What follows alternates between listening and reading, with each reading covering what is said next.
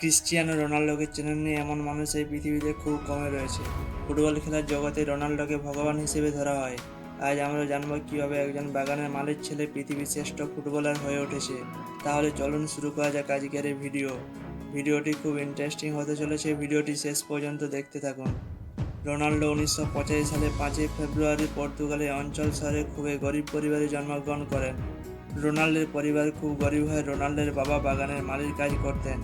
তিনি গাছে জল দেওয়া ও বাগান পরিষ্কার করে পরিবারের খাবার জোগাড় করতেন। তাছাড়া তার মা লোকের বাড়িতে খাবার রান্না করার কাজ করতেন। দিনরাত পরিশ্রম করে তার মা বাবা খুব কষ্টে সংসার চালাতেন। তাদের ঘর এতটাই ছোট ছিল যে একটা রুমে পরিবারের সবাই থাকতেন। এমনকি টিনের চাল বিশিষ্ট সেই ঘরে বর্ষাকালের দিনে জল পর্যন্ত গড়িয়ে পড়তো। খুব কষ্টে কাটে রোনাল্ডোর বাল্যজীবন। ছোটবেলা থেকে রোনাল্ডো ফুটবল খেলার প্রতি খুবই আগ্রহী ছিলেন। ছোট থেকে খুব মনোযোগ সহকারে ফুটবল খেলতেন।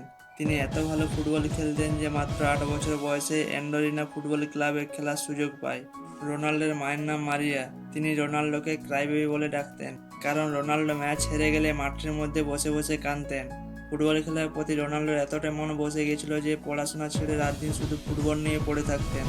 ফুটবল খেলে খেলে তিনি এত বেশি পারদর্শী হয়ে যায় যে মাত্র 10 বছর বয়সে পর্তুগালের সবচেয়ে বড় ফুটবল ক্লাবে খেলার সুযোগ পায়।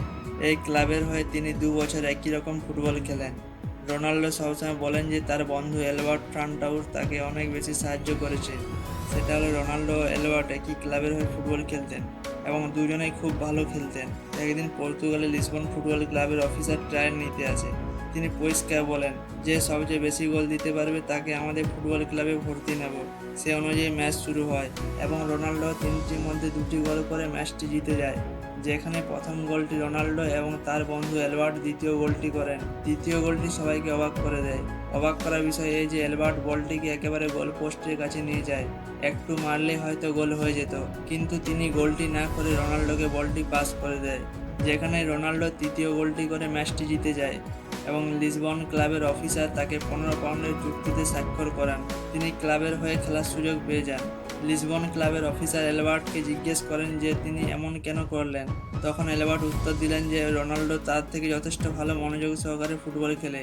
রোনাল্ডো লিসবন একাডেমিতে যুক্ত হওয়ায় তাকে 12 বছর বয়সে পরিবারকে ছেড়ে পর্তুগালের লিসবনে থাকতে হয়।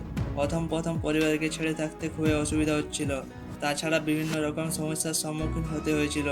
যখন রোনাল্ডোর বয়স 15 বছর হয় তখন রোনাল্ডোর এক বিশাল শারীরিক অসুবিধা দেখা দেয়। তারপর জানতে পারা যায় যে তিনি হৃদরোগে আক্রান্ত হয়েছে। এই কারণে ডাক্তার তাকে বেশি ছোটাছুটি ও ফুটবল খেলতে বন্ধ করেন। ডাক্তার বলেন যে রোনাল্ডোকে সারা জীবনের মতো ফুটবল খেলা বন্ধ করতে হবে, না হয় হৃৎপিণ্ডে অপারেশন করতে হবে। এই অপারেশনে জীবন পর্যন্ত যেতে পারে। রোনাল্ডো চায় না যে সে সারা জীবনের মতো ফুটবল খেলাকে বন্ধ করবে, তাই সে হৃৎপিণ্ডের অপারেশন করার জন্য তৈরি হয়ে যায়। তাই অপারেশন করে সুস্থ হওয়ার পর আবার ফুটবল খেলা শুরু করে দেন। এই সময় আবার এক সমস্যার সম্মুখীন হতে হয়।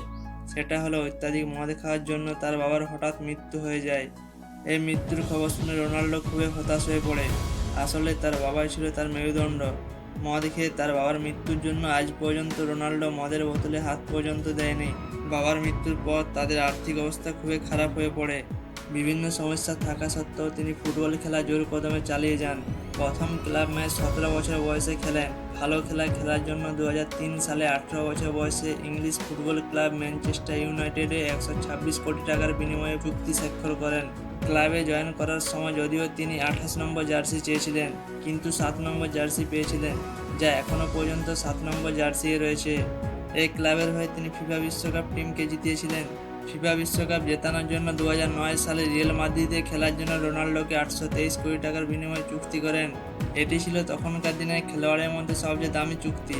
এই টিমের হয়ে তিনি 2টি লা লিগা টাইটেল ও 4টি চ্যাম্পিয়নশিপ টাইটেল জয় করেন। পরবর্তীতে 2018 সালে ইটালিয়ান ফুটবল ক্লাব জুভেন্টাসে খেলার জন্য 876 কোটি টাকায় চুক্তি করে।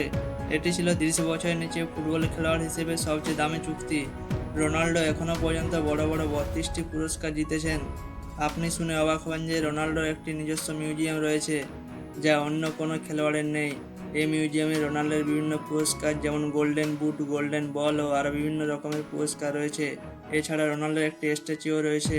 এই মিউজিয়ামটি পর্তুগালের মদিরা দ্বীপে অবস্থিত।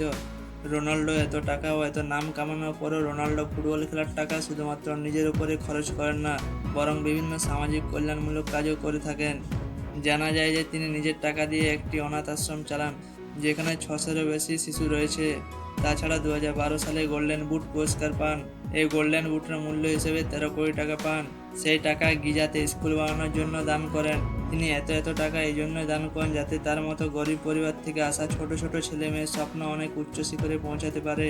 তো বন্ধুরা, আপনাদের যদি এরকম কোনো বড় বড় স্বপ্ন থেকে থাকে তাহলে সেই স্বপ্নের জন্য দিনরাত পরিশ্রম করতে থাকুন। সফলতা একদিন নিশ্চয়ই আসবে। ভিডিওটি এখানেই শেষ করছি। ভিডিওটি ভালো লাগলে লাইক শেয়ার করতে ভুলবেন না। আর হ্যাঁ, আমাদের চ্যানেলে নতুন হলে চ্যানেলটি অবশ্যই সাবস্ক্রাইব করে বেল আইকন প্রেস করুন আর নতুন নতুন ভিডিও পাওয়ার জন্য। ধন্যবাদ। দেখা হচ্ছে